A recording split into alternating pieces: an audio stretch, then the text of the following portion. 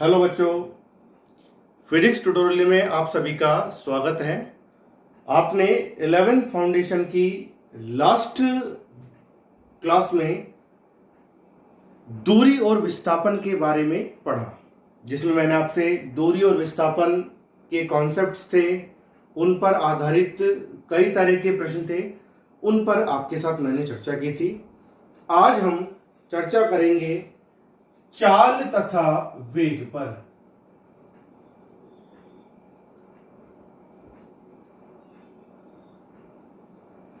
जिसे हम कहते हैं स्पीड एंड वेलोसिटी।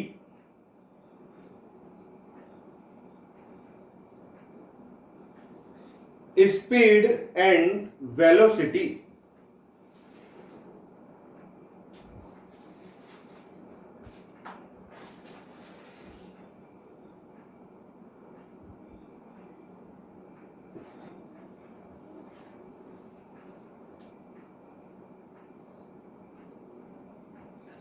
देखिए, चाल और वेग में क्या अंतर होता है, चाल और वेग को हम कैसे एक्सप्लेन करते हैं, इन बातों पे हम थोड़ा ध्यान दें। सबसे पहले हम बात करते हैं चाल के बारे में। चाल क्या होती है? चाल होती है दूरी बटा समय। कि जब कोई कण एक बिंदु से दूसरे बिंदु की ओर गति करता है, पथ की लंबाई को तय करता है, तो आपने पढ़ रखा है पथ की कुल लंबाई को हम कहते हैं दूरी। उस दूरी को तय करने में कण को कुछ ना कुछ समय लगता है, तो इस स्थिति में दूरी तथा समय के अनुपात को हम कहते हैं चाल। अब इसमें हम एक स्थिति लागू करते हैं, फिर हम परिभाषा पढ़ेंगे। यदि समय को हम दर्शाते हैं स्मॉल टी से। यदि समय स्मॉल टी बराबर 1 सेकंड हो, तो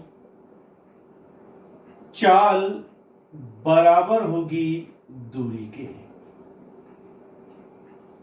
यदि समय स्मॉल टी बराबर 1 सेकंड, तो चाल बराबर होगी दूरी के। अर्थात इसका मतलब क्या हुआ? किसी कण द्वारा कितने सेकंड में? 1 सेकंड में, जिसे आप लिख सकते हैं प्रति सेकंड तय की गई दूरी को। पहले हम चाल पर बात कर रहे हैं, फिर हम आएंगे वेग पर। प्रति सेकंड तय की गई दूरी को हम क्या कहेंगे? चाल कहते हैं। फिर से रिपीट कर रहा हूं, किसी गतिशील कण द्वारा तय की गई दूरी को 1 सेकंड में, अर्थात प्रति सेकंड तय की गई दूरी को चाल कहते हैं। समझ में आएगी सभी को? अब बात हम करें दूरी और समय की। दूरी का मुख्य मात्रक जो होता है वह क्या होता है? मीटर। समय किस में लेते हैं? मुख्य रूप से एमकेएस पद्धति में, मात्रक पद्धति आप आगे पढ़ेंगे, किस में लेते हैं? सेकंड में। तो इस स्थिति में चाल का मात्रक मीटर प्रति सेकंड होता है।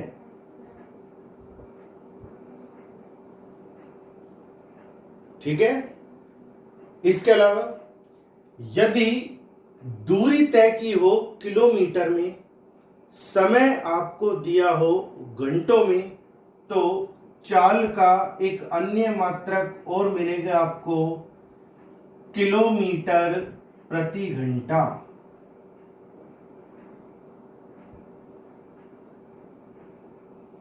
जिसे हम दर्शाते हैं किलोमीटर बटे एच, किलोमीटर प्रति घंटा।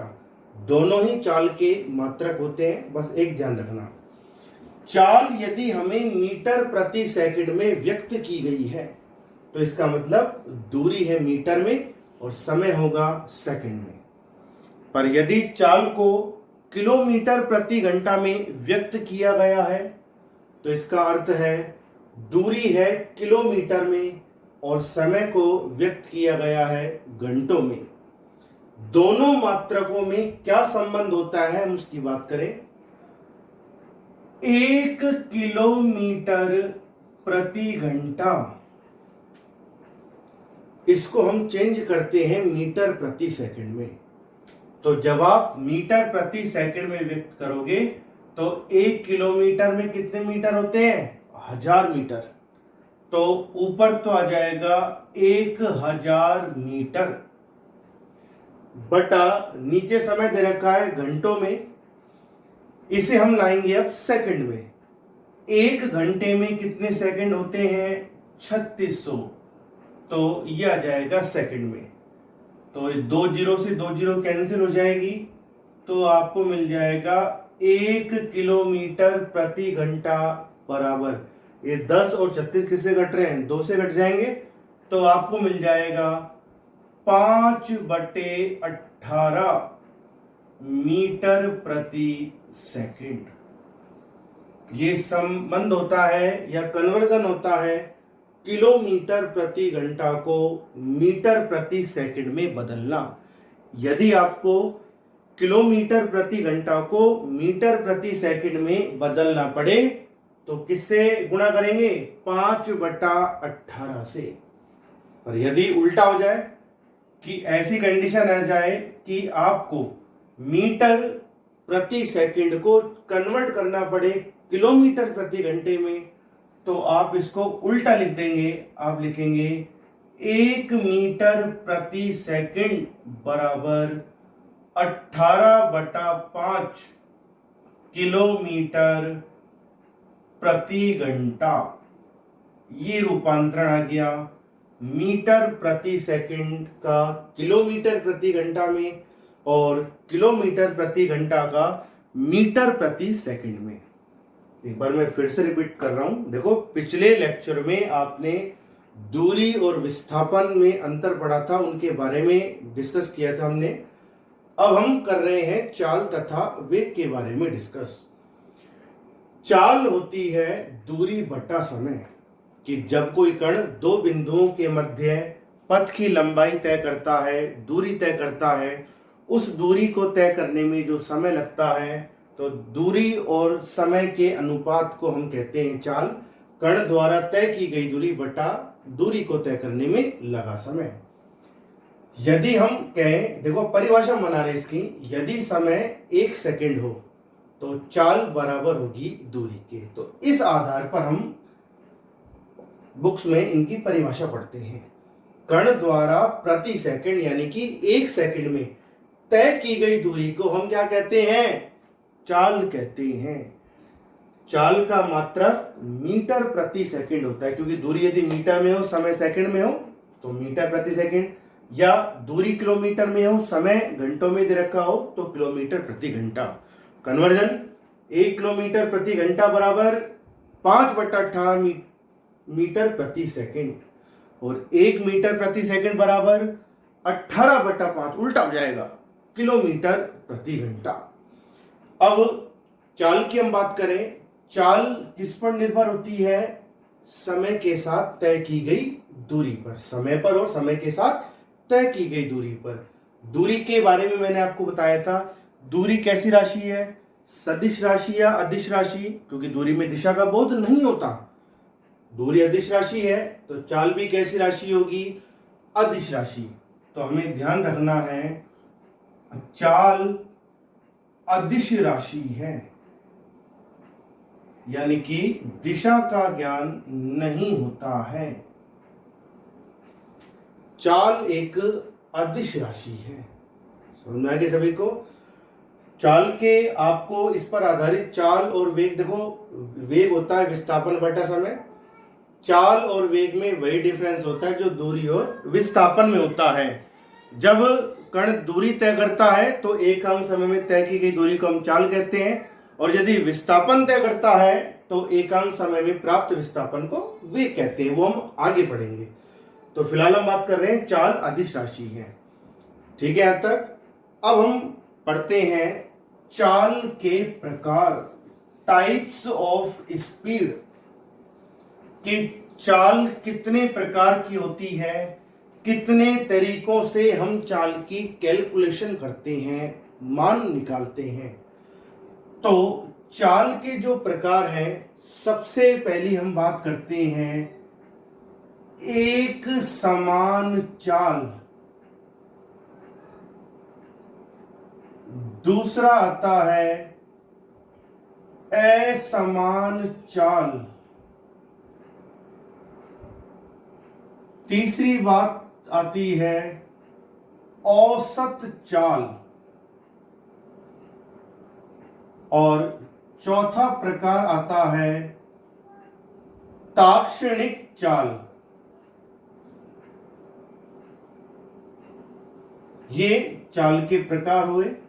इनमें जो सबसे महत्वपूर्ण होगा वो होगा औसत चाल। इसी पर आधारित प्रश्न आपके एग्जाम में आते हैं। ऐसा नहीं चाल के प्रश्न नहीं आते, आ जाते हैं, पर ज्यादा महत्वपूर्ण औसत चाल के प्रश्न होते हैं और ताक्षणिक चाल की पूछे जाते हैं, और प्रश्न बहुत कम आते हैं एग्जाम में और किसी स्थिति के।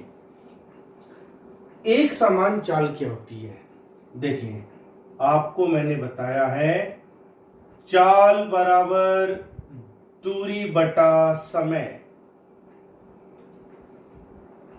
चाल निर्भर करती है दूरी और समय पर। अब देखो, किसी भी कण की चाल एक समान कब प्राप्त होगी आपको? जब वह कण एक जैसे समान समय अंतरालों में कैसी दूरियां तय करें? अलग अलग दूरी या एक समान दूरी? एक समान दूरी तय करें। क्यों? बार बार जब समय समान होगा और बार बार दूरी भी समान होगी तो दोनों का जो अनुपात होगा, यानी कि दूरी में समय का भाग देने पर, कब?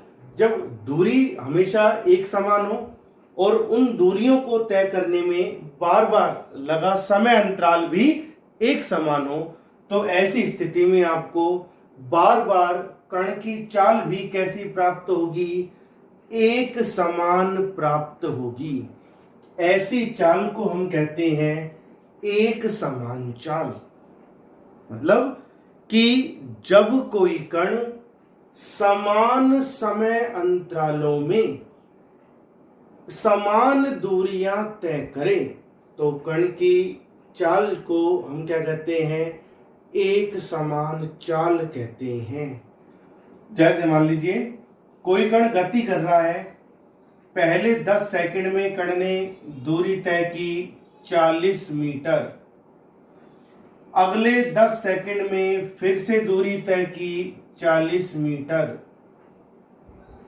फिर अगले 10 सेकंड में दूरी तय की 40 मीटर। तो बार बार कण समान समय अंतरालों में समान दूरियां ही तय करता है। ऐसी स्थिति में यदि हम हर बार दूरी और समय का अनुपात देके चाल की कैलकुलेशन करें तो आपको हर बार चाल का मान एक जैसा ही मिलेगा। इस स्थिति में कण की चाल को हम कहते हैं एक समान चाल। क्लियर? अब हम सेकंड बात करते हैं असमान चाल की। असमान चाल तरीका वही है, दूरी बटा समय। चाल बराबर दूरी बटा समय। चाल निर्भर होती है दूरी पर और उस दूरी को तय करने में लगे समय पर। अब आप देखो इस चीज को कि कोई भी मान हमें अलग अलग कब मिलेगा? कब मिलेगा हमें मान? जब कोई कण, देखो असमान चाल हमें कब प्राप्त होती है? दो स्थितियों में प्राप्त होती है। पहली स्थिति, जब समय अंतराल जब समय अंतराल एक समान हो परंतु दूरी भिन्न भिन्न हो, कि कोई कण एक जैसे समय अंतरालों में दूरियां तो तय कर रहा है, पर कैसी दूरी तय कर रहा है? अलग अलग दूरी तय कर रहा है। तो बार बार समय तो समान है, यानी कि हर तो समान है, पर अंश जो है ऊपर का वो कैसा मिल रहा है आपको? अलग अलग। तो आपको बार बार भाग देने पर चाल का जो मान मिलेगा वह एक समान मिलेगा या अलग अलग मिलेगा? आपको अलग अलग प्राप्त होगा। तो ऐसी स्थिति में कण की चाल जब आपको बार बार असमान मिलेगी, भिन्न भिन्न मिलेगी, तो ऐसी चाल को हम कहते हैं असमान चाल। दूसरी कंडीशन ये भी हो सकती है कि जब दूरी समान हो, कि बार बार कण दूरियां तो एक जैसी तय कर रहा है परंतु समय अंतराल भिन्न भिन्न हो, समय अंतराल भिन्न भिन्न हो। कैसे? अंश तो हर बार एक जैसा मिल रहा है आपको, पर नीचे का जो हर है वो आपको कैसा मिल रहा है? बार बार। देखो, जब दूरी समान हो परंतु समय अंतराल, इसमें लिखना भूल गए, क्या जाएगा? भिन्न भिन्न हो, कि बार बार दूरी तो समान तय कर रहा है, अंश तो हर बार समान मिल रहा है, पर हर आपको अलग अलग मिल रहा है। तो ऐसी स्थिति में चाल का जो मान होगा वह आपको कैसा मिलेगा? एक समान या असमान? असमान ही प्राप्त होगा। तो ऐसी चाल को हम कहते हैं कण की असमान चाल। कैसे एक्सप्लेन करेंगे हम असमान चाल को? जब कोई गतिशील कण, देखो स्थिर का तो मतलब ही नहीं है चाल से। यदि कोई कण स्थिर अवस्था में है, गति नहीं कर रहा, तो उसकी चाल की कैलकुलेशन नहीं होगी, हमेशा चाल आपको कितनी मिलेगी? उसकी शून्य ही प्राप्त होगी। जब कोई गतिशील कण समान समय अंतरालों में भिन्न भिन्न दूरियां तय करे अथवा समान दूरियों को भिन्न भिन्न समय अंतराल में तय करे। मैं फिर से रिपीट कर रहा हूं, आप कैसे इसको बोल दें।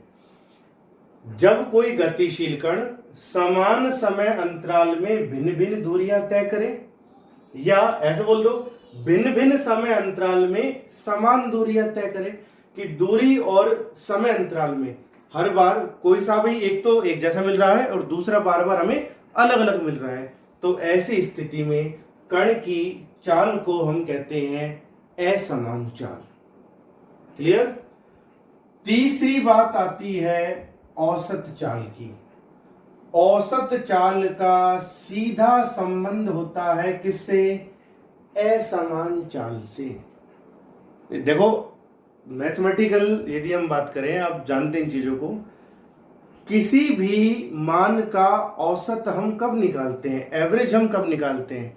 जब कोई मान आपको बार बार एक जैसा मिल रहा हो या आपको अलग अलग मिल रहा हो, तभी तो हम क्या निकालते हैं? उसका औसत निकालते हैं।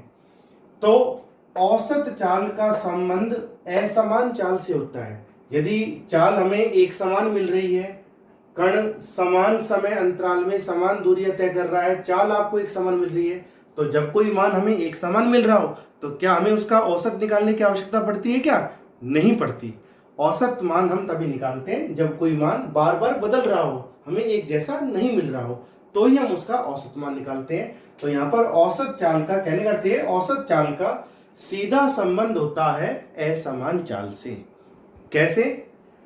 जब कोई कण असमान चाल से गति करे। असमान चाल से गति करने का मतलब दो तरीकों से बताया मैंने आपको, कि या तो समान समय अंतराल में भिन्न भिन्न दूरियां तय करे, या भिन्न भिन्न समय अंतराल में कैसी दूरियां तय करें? समान दूरियां तय करें। तो इस स्थिति में कण द्वारा तय की गई कुल दूरी तथा उस दूरी को तय करने में लगे कुल समय के अनुपात को कण की औसत चाल कहते हैं।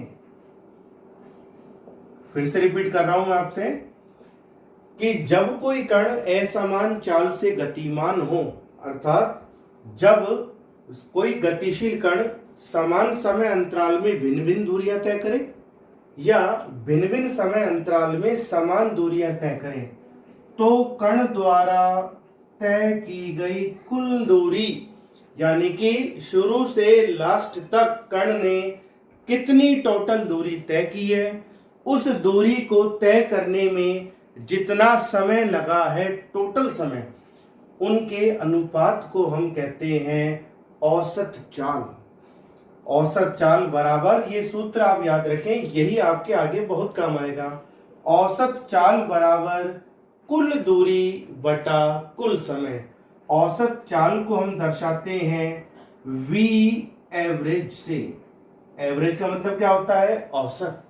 या आप ऐसा भी लिख सकते हैं v बना करके उसके ऊपर बार का चिन्ह आप लगा दें, तो औसत चाल को v एवरेज या v बार से हम प्रदर्शित करते हैं। और औसत चाल तभी निकाली जाती है जब कण असमान चाल से गति कर रहा हो। ठीक है, इसका देखो बिल्कुल एक सिंपल सा एग्जांपल मैं आपको बता दूं, कहीं और ज्यादा इधर उधर जाने की जरूरत नहीं है आपको। जनरली आप देखो कि यदि हम मान लीजिए किसी बस में बैठकर हम जा रहे हैं अलवर से दिल्ली या अलवर से जयपुर जा रहे हैं, एक जगह से दूसरी जगह जा रहे हैं, तो ऐसी स्थिति में हम हमेशा क्या निकालते हैं? औसत चाल ही निकालते हैं। कैसे? कि हम एक जगह से अलवर से कितनी बजे चले, जयपुर कितने बजे पहुंचे, टाइम की कैलकुलेशन कर ली हमने, अलवर से जयपुर के बीच की हमने दूरी निकाल ली, ठीक है, और कुल दूरी में कुल समय का भाग निकाल दिया, तो हमें क्या मिली? औसत चाल। एक समान चाल नहीं, क्यों? हमें बीच में कोई मतलब नहीं है। आप खुद देखें, जब आप बस में बैठकर अलवर से जयपुर जा रहे हैं, तो क्या हर बार बस एक ही स्पीड से चल रही थी? क्या नहीं चल रही, ऐसा संभव ही नहीं है। क्यों? क्योंकि रास्ते में अनेक ब्रेकर भी होते हैं, कुछ पब्लिक पैलेस भी होते हैं जहां पर भीड़ भाड़ भी होती है। तो ऐसी स्थिति में बस की जो स्पीड होगी वो ज्यादा होगी या कम होगी? कम हो जाएगी, यानी कि अब उसे समय तो लगेगा ज्यादा, पर दूरी कैसी तय होगी? कम होगी।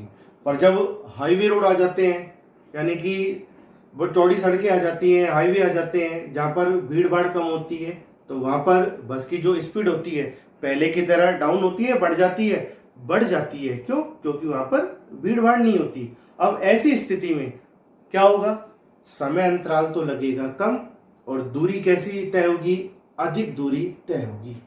तो इस स्थिति में हम क्या निकाल रहे हैं? औसत चाल। हमने तो शुरू से देखा और लास्ट पर पहुंचे, टोटल इतना समय लगा है, इतनी हमने कुल दूरी तय की है, बीच में कब हमने स्पीड बढ़ाई है, कब घटाई है, इस बात से हमें कोई मतलब नहीं है। कुल दूरी और कुल समय के अनुपात को औसत चाल कहते हैं। इसे v एवरेज या v बार से दर्शाते हैं। इसका विशेष ध्यान रखना है, क्योंकि एक दो प्रश्न जो होते हैं वो औसत चाल के आधार पर ही पूछे जाते हैं। अब लास्ट चौथी आती है ताक्षणिक चाल। लास्ट ताक्षणिक चाल आती है। ताक्षणिक चाल क्या होती है? वैसा बता दूं, ताक्षणिक मान का मतलब क्या होता है? किसी निश्चित समय पर प्राप्त किए गए मान को हम कहते हैं ताक्षणिक मान। तो ताक्षणिक चाल क्या होता है? कि जब कोई कण गतिशील अवस्था में है, कण गति कर रहा है, और अब वह चाहे समान समय अंतराल में भिन्न भिन्न दूरियां तय करे या भिन्न भिन्न समय अंतराल में समान दूरी तय करे, या असमान चाल से चल रहा हो, किसी भी चाल से चल रहा हो, तो ऐसी स्थिति में ताक्षणिक चाल क्या होती है? किसी समय स्मॉल टी सेकंड पर कण की चाल को हम क्या कहते हैं? ताक्षणिक चाल कहते हैं। कि जब कोई कण गति कर रहा हो तो किसी निश्चित समय स्मॉल टी पर कण की जो हमें एक निश्चित चाल प्राप्त होती है उसे हम कहते हैं ताक्षणिक चाल। फिलहाल हम इन तीन की ही बात करेंगे। ताक्षणिक चाल के लिए आगे आपको आने वाले कुछ दिनों में जब आपको फिजिक्स में काम आने वाली मैथमेटिकल टूल्स आपको बताएंगे, कौन कौन से मैथमेटिकल टूल्स होते हैं, कौन कौन से मेथड आपके मैथ्स के फिजिक्स में काम आते हैं, तो उसमें आप एक टॉपिक पढ़ेंगे अवकलन गणित और समाकलन गणित। उसमें हम कैलकुलेशन करेंगे ताक्षणिक चाल की, उसी मेथड से हम ताक्षणिक चाल को निकाल पाएंगे। फिलहाल आप इसको ध्यान रखें, ताक्षणिक चाल क्या होती है? किसी निश्चित समय स्मॉल टी सेकंड पर कण की प्राप्त चाल को हम कहते हैं ताक्षणिक चाल। ठीक है, तो जैसे मान लो आपसे कहते हैं किसी कोई कण t बराबर 0 सेकंड से अपनी गति शुरू करता है और t बराबर 20 सेकंड तक गति करता है। इस दौरान कण 40 मीटर की दूरी तय करता है। तो आपसे कहते हैं कण की चाल ज्ञात करो। कौन सी चाल मिलेगी? फिलहाल हमको औसत चाल, क्योंकि हमें टोटल टाइम पता है और टोटल दूरी पता है। तो कितना समय लगा है कण को? कुल 20 सेकंड। कुल कितनी दूरी तय की है? 40 मीटर। तो आप कुल दूरी बटा कुल समय, भाई 0 से लेकर 20 सेकंड का समय 20 सेकंड ही हो गया। 40 बटा 20, तो आपको कण की औसत चाल कितनी मिलेगी? 2 मीटर प्रति सेकंड। यही आपको प्राप्त होगी। पर आपसे प्रश्न में कह दिया जाए t बराबर 0 सेकंड पर गति शुरू करता है और t बराबर 20 सेकंड तक 40 मीटर की दूरी तय करता है। अब आपसे कह दिया कि t बराबर 8 सेकंड पर कण की चाल ज्ञात करो।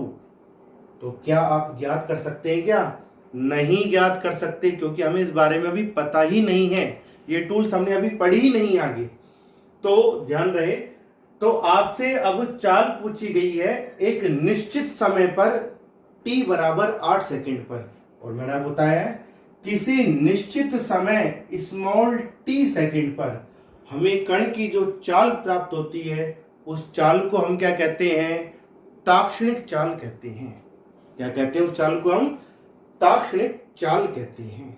ये ताक्षणिक चाल कैसे निकाली जाती है, ये जब आपको मैंने मैथमेटिकल टूल्स आगे आपको पढ़ाएंगे, उसमें अवकलन गणित, समाकलन गणित आदि का आप अध्ययन करेंगे, तो आपको अपने आप पता लग जाएगा कि ताक्षणिक चाल कैसे निकालते हैं। समझ में आ गया? तो चाल 4 प्रकार से हम निकालते हैं: एक समान चाल, असमान चाल, औसत चाल और ताक्षणिक चाल। एक समान चाल, फिर से एक बार मैं रिपीट कर देता हूं इसको। जब किसी कोई कण एक समान समय अंतराल में समान दूरियां तय कर रहा हो, कि बार बार उसे एक जैसा समय लग रहा हो और उस समय में एक जैसी दूरियां तय कर रहा हो, तो कण की चाल को हम कहते हैं एक समान चाल। असमान चाल, जब कण समान समय अंतराल में अलग अलग दूरियां तय करे या भिन्न भिन्न समय अंतराल में समान दूरियां तय करे, कि बार बार या तो समय अंतराल एक जैसा हो, दूरी अलग अलग हो, या समय अंतराल अलग अलग हो, दूरी समान हो, तो ऐसी स्थिति में कण की चाल को हम कहते हैं असमान चाल। औसत चाल, जब औसत चाल का सीधा संबंध होता है असमान चाल से, कण द्वारा प्राप्त तय की गई कुल दूरी और कुल समय के अनुपात को हम कहते हैं कण की औसत चाल। और औसत चाल तभी निकाली जाती है जब कण की चाल असमान हो। ताक्षणिक चाल, किसी निश्चित समय स्मॉल t पर कण की जो चाल हमें प्राप्त होती है उस चाल को हम कहते हैं ताक्षणिक चाल, जिसका अध्ययन हम आगे करेंगे। अवकलन गणित के आधार पर आपको इसका मान निकालना बताएंगे, कैसे निकाली जाती है ताक्षणिक चाल। समझ में आ गई सभी को? अब आप कुछ प्रश्नों को देखें, फिर हम आगे बात करते हैं।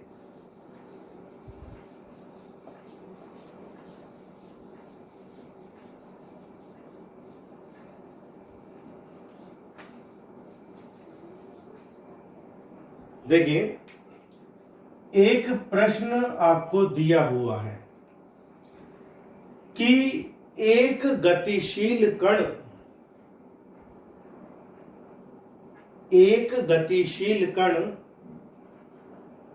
10 मीटर प्रति सेकंड की एक समान चाल से गति कर रहा है या गतिमान है।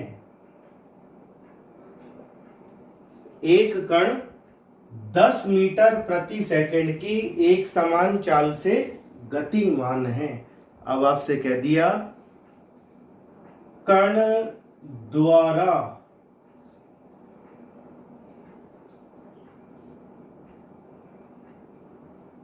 पांच मिनट में, थोड़ा ध्यान रखना बेटा इनको, 5 मिनट में प्राप्त दूरी ज्ञात करो। कण द्वारा 5 मिनट में प्राप्त दूरी ज्ञात करो। समझ में आ गया? अब आप देखो क्या दे रखी है आपको कण की चाल 10 मीटर प्रति सेकंड। समय आपको दे रखा है 5 मिनट। मैंने बताया ना आपको, जब चाल मीटर प्रति सेकंड में दे रखी हो तो समय किस में होना चाहिए? सेकंड में ही होना चाहिए। यहां पर समय किस में दे रखा है? मिनट में। तो आपको क्या आवश्यकता है? मिनट को किस में चेंज करोगे? सेकंड में चेंज करोगे। क्यों? क्योंकि मीटर प्रति सेकंड का मतलब है दूरी मीटर में और समय सेकंड में, जबकि आपको किस में दे रखा है? मिनट में। आप जानते हैं 1 मिनट में कितने सेकंड होते हैं? 60 सेकंड। तो 5 मिनट में कितने सेकंड होंगे?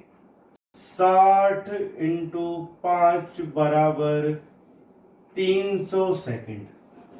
यही होंगे। आपको क्या निकालना है? दूरी आपको ज्ञात करनी है। फॉर्मूला आप जानते हैं, चाल बराबर दूरी बटा समय।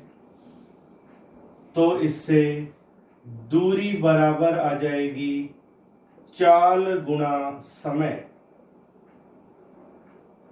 कितनी है चाल? 10 मीटर प्रति सेकंड। समय कितना है? 300 सेकंड। तो आ जाएगा 3000 मीटर। और आप जानते, ये तो यहां तक छोड़ दो आंसर 3000 मीटर। और आप निकालना चाहो तो आगे चेंज कर दो। 1 किलोमीटर में कितने मीटर होते हैं? 1000 मीटर। तो 3000 मीटर का मतलब कितना आ गया? 3 किलोमीटर। कितना आ गया? 3 किलोमीटर। ठीक है, और भी बहुत प्रश्न पढ़ेंगे, फिलहाल तो हम बेसिक छोटे प्रश्नों की हम बात कर रहे हैं। ऐसे ही आपको एक प्रश्न और हम देते हैं। मान लो आपसे कह दिया कि एक कण, क्या कह रहा है आपसे? एक कण 50 किलोमीटर प्रति घंटा की समान चाल से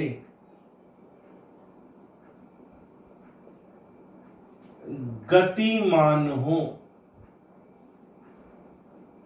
तो 50 किलोमीटर प्रति घंटा की एक समान चाल से गतिमान हो तो 20 सेकंड में प्राप्त दूरी ज्ञात कीजिए।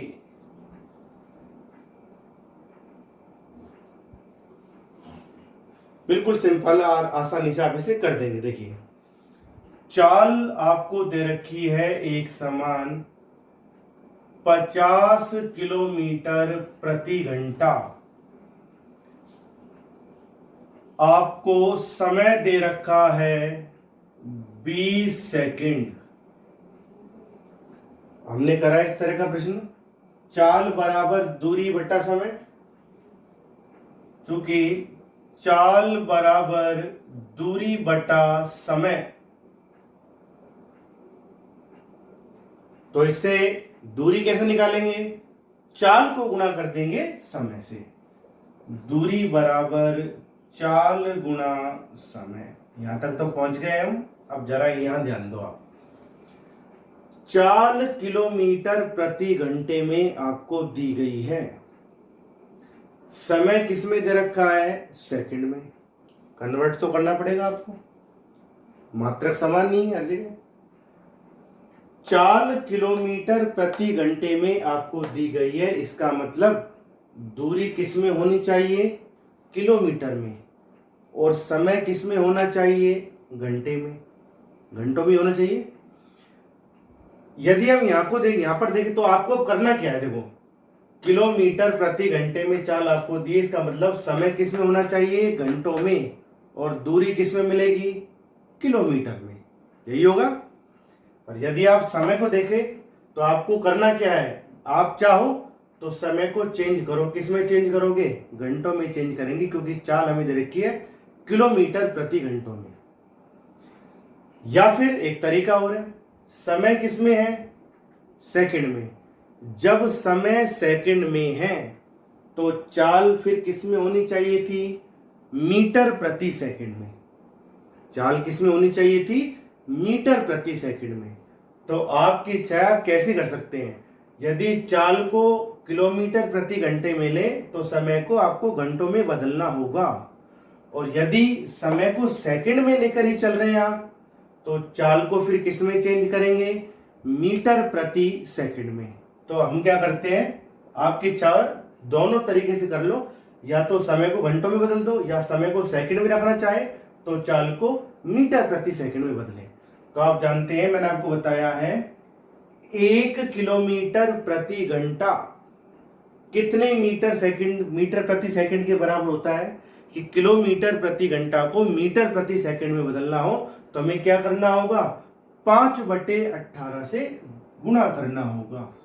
तो आ जाएगा 5/18, तो आ जाएगा 250/18 मीटर प्रति सेकंड। यही होगा 250/18 मीटर प्रति सेकंड। इसको हम आगे हल कर देंगे अब। तो अब आ जाओ, दूरी बराबर चाल तो हो गई 250/18, समय आ जाएगा 20 सेकंड। जब आप इसको हल करोगे तो ये आ जाएगा, देखो यहां पर 2 जीरो तो है ही, 25 को 2 से गुणा करेंगे 50, तो आ जाएगा 5000/18। तो आ जाएगा दूरी बराबर, तो हम इसको अब हल करते हैं। तो आपको क्या करना है? 5000 में भाग लगाना है 18 का। इसको और आगे भी हल करना चाहो तो कर लो इसी वे में। आ जाएगा 2500/9। तो आ जाएगा 9 दूनी 18, कितने बचेंगे? 7, उतार ले 0। तो आ जाएगा 9 7 63, फिर कितने बचेंगे? 7, फिर उतार लिया आपने 0। 9 7 63, 277.7। क्या आ जाएगी दूरी? 277.7। किस में आएगी? अब आप थोड़ा ध्यान दो। आपने समय को सेकंड में रखा है, चाल को मीटर प्रति सेकंड बदला है, तो दूरी किस में आ जाएगी? मीटर। ठीक है बेटा। तो आज ये आपने पढ़ी है चाल, और चाल से संबंधित कुछ बेसिक एग्जांपल्स आपने पढ़े हैं। और बाकी के जो बड़े एग्जाम्पल है अलग अलग स्थितियों पर आधारित है, उन पर हम कल चर्चा करेंगे। तो आप